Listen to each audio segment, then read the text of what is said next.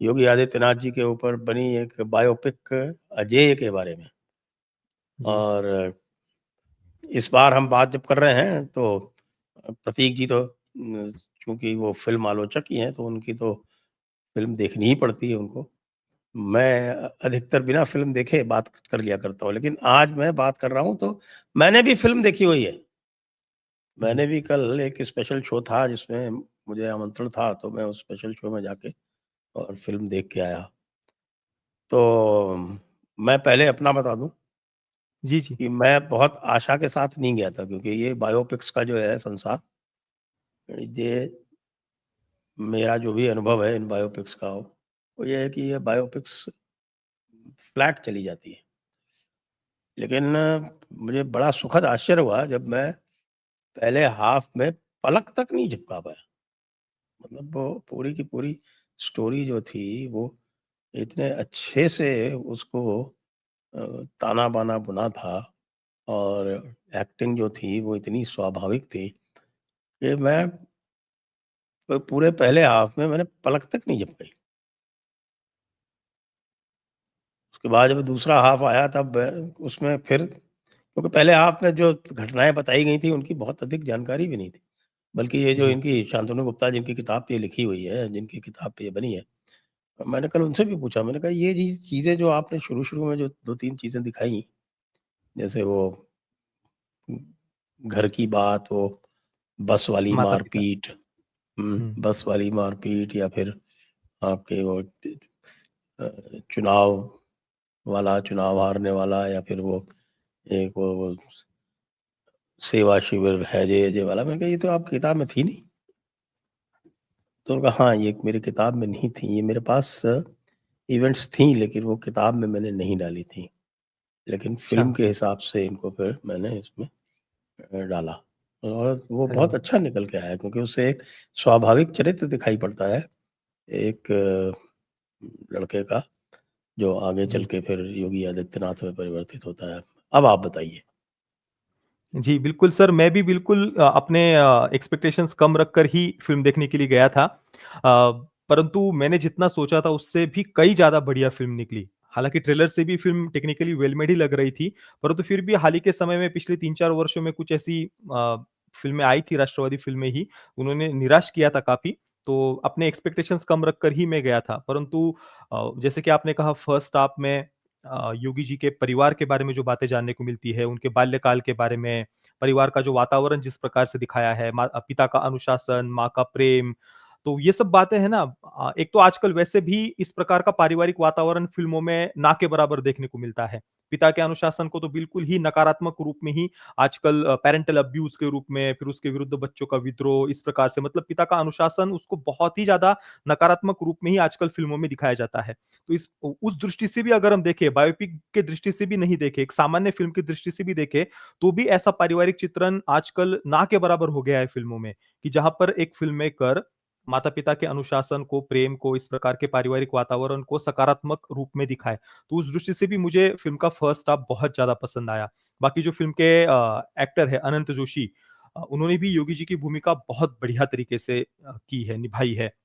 इससे पहले मैंने उनको 2 वेब सीरीज़ में और 12th फेल, जिसको काफ़ी पसंद भी किया गया सभी जगह फ़िल्म को, उसमें भी उनका परफ़ॉर्मेंस बढ़िया था और कल भी जब मैंने फ़िल्म में देखा तो उनका जो अ, बेटे के रूप में या फिर जब उनको वैराग्य का भाव मन में आता है, जब वो घर छोड़कर चले जाते हैं अपने गुरुदेव महंत अवेद्यनाथ जी के आश्रम में, मठ में, तो वहाँ जाने के बाद में जो वैराग्य का भाव है, आश्रम की साधना, तपस्या आदि, ये सब बातें जो है वो एकदम से मैं अपने व्यक्तिगत रूप से भी फ़िल्म के साथ में बहुत रिलेट कर पाया और हुँ, हुँ। बाकी अ, परिवार का जो वातावरण वगैरह था वो तो बहुत पसंद आया। हालाँकि पॉलिटिक्स के बारे में काफ़ी कम बातें उन्होंने दिखाई है, जो मैं थोड़ा-सा और एक्सपेक्ट कर रहा था।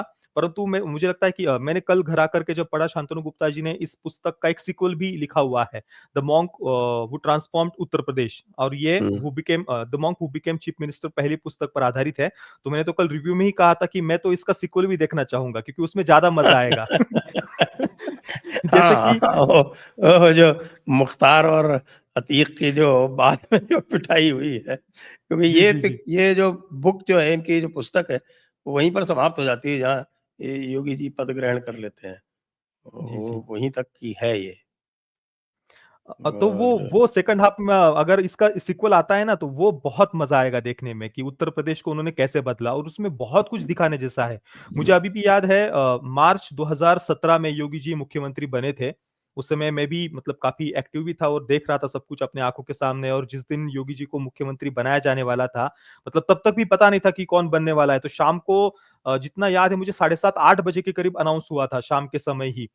तो तब तक भी टीवी के सामने बैठा हुआ था मैं, कि कौन बनेगा, कैसे होगा, क्या होगा? तो जब योगी जी की अनाउंसमेंट हुई कि वो बनने वाले हैं, तो बहुत बहुत खुशी भी हुई थी और उसके 1 सप्ताह के अंदर ही जितने एक के बाद एक धड़ाधड़ निर्णय लिए गए थे, चाहे वो एंटी रोमियो स्क्वाड हो, कसाईखानों पर बंदी लगाना हो तो बहुत धड़ाधड़ 1 सप्ताह के भीतर ही जो निर्णय लिए गए थे। तो सेकंड हाफ में तो बहुत कुछ वो दिखा सकते हैं।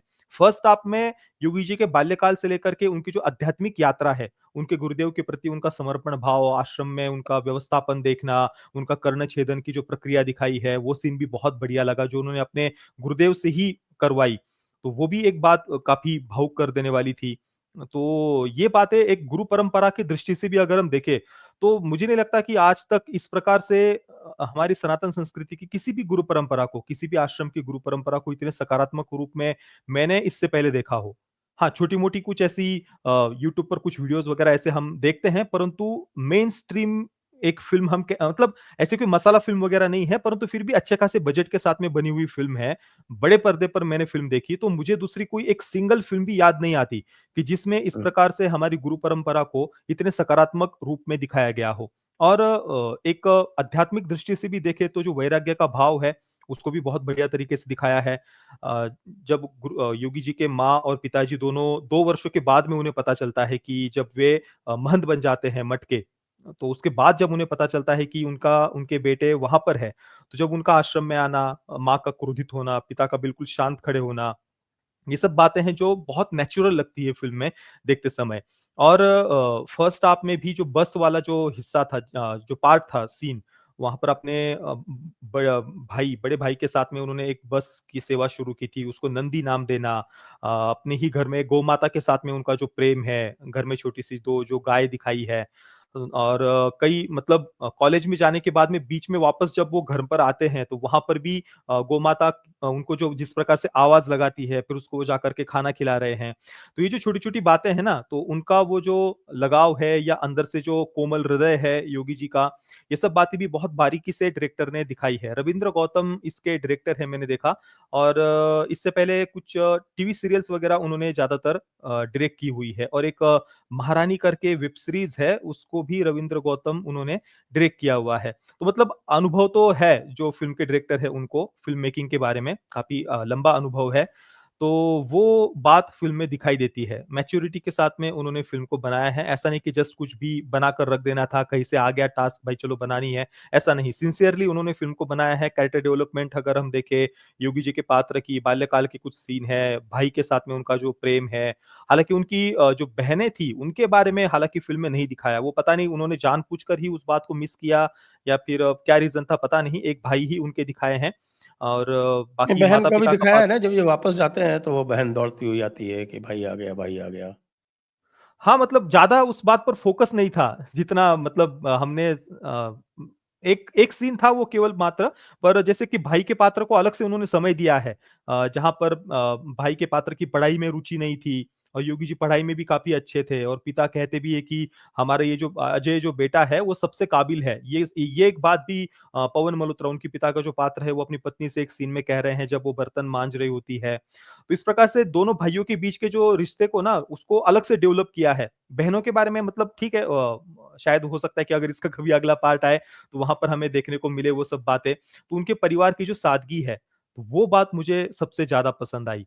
जो कॉलेज का भी सीन है जहाँ पर छात्र नेता जो दिखाए हैं, इलेक्शन चल रहा होता है कॉलेज कैंपस में, तो वहाँ पर जो लड़कियाँ हैं, छात्राएँ हैं, उनके बारे में जो अभद्र बातें कुछ दीवार पर लिखी गई होती है बाथरूम में, तो वहाँ पर ₹20 जमा करके वो वेल्डिंग कर देते हैं और उस जगह पर जो वो कहते हैं ना कि अगर मेरे पास में ₹200 होते, तो मैं सीधा यहाँ पर बुलडोज़र ही चला देता। तो वो एक सीन डायलॉग सुनकर ना एकदम दिल खुश हो गया था वो नहीं, बड़ा सुनकर। बड़ा बड़ा इम्प्रेसिव सीन है वो, बहुत ही हाँ, प्रभावशाली वो है। तो इसी कारण से मुझे लगा कि ये तो केवल डायलॉग था बुलडोज़र वाला। अगर इसका सीक्वल बनता है और वहाँ पर तो भाई कितना कुछ दिखाया जा सकता है फिर। तो जो पूरा माफिया राज है, बाहुबली राज है, गुंडा राज है, तो वो सब बल्कि कुछ हम विज़ुअली मुझे देख तो सकते लगता हैं। है कि वो जो एक पूरी मूवी इस पे भी बन हाँ। सकती है, कम से कम एक छोटी मूवी तो बन ही सकती है इसके ऊपर कि साहब कि योगी जी जो है, वो कैसे सीएम बने? क्योंकि वो भी एक बड़ा रहस्य बड़ा एक थ्रिलर जी, टाइप जी। का है और मनोज सिन्हा को पहले नॉमिनेट कर दिया जाता है।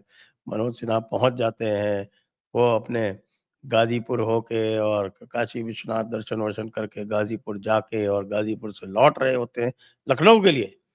रास्ते में अच्छा। उनके पास फ़ोन आता है कि अब आप रहने दीजिए और वो मुझे इतना जौनपुर से अंदर लौट की आते हैं। बातें तो नहीं पता पर मैं घर पर बैठा हुआ था और शाम का ही समय था जितना मुझे पक्का याद है 17 या 18 मार्च का और हुँ। शाम के समय अनाउंसमेंट हुई थी 7:30 8 बजे के करीब। तो मुझे अंदर की डिटेल्स तो आप ज़्यादा जानते होंगे, मुझे ज़्यादा उसके बारे में नहीं पता।